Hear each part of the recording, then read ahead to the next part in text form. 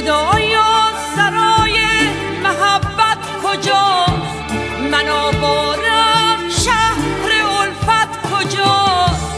کسانی که از عشقم میزنن چرا بین ما رو به هم میزنن؟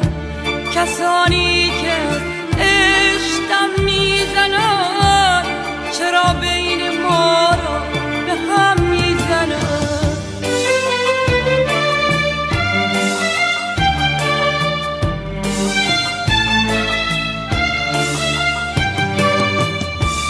خدایا نسیم نوازش کجاست؟ کویرم سرآغاز بارش کجاست؟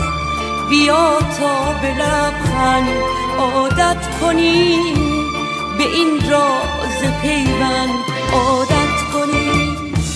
کسانی که از عشقم میزنن چرا بین ما رو به هم میزنن؟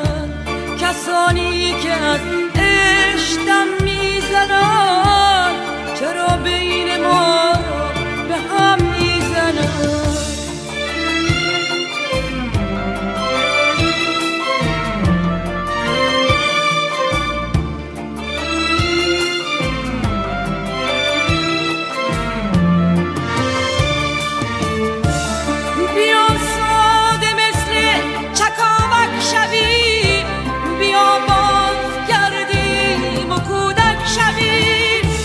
خدایا سرای محبت کجاست؟ من آوارم شهر الفت کجاست؟ کسانی که از عشقم میزنن چرا بین ما رو به هم میزنن؟ کسانی که از عشقم میزنن چرا بین ما رو به هم میزنن؟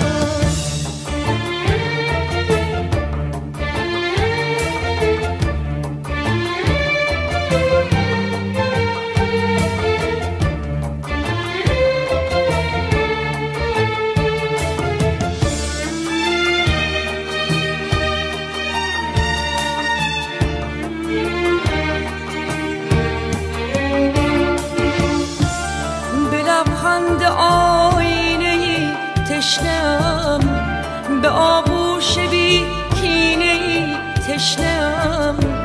سلامی صمیمانه آیا کجاست؟ سرآغاز الفت خدایا کجاست؟ خدایا سرای محبت کجاست؟ من آوارم شهر الفت کجاست؟ کسانی که از عشقم میزنن چرا بین ما رو به هم میزنن؟ کسانی که از عشقم میزنن چرا بین ما رو به هم میزنن؟ کسانی که از عشقم میزنن چرا بین ما رو به هم میزنن؟ کسانی که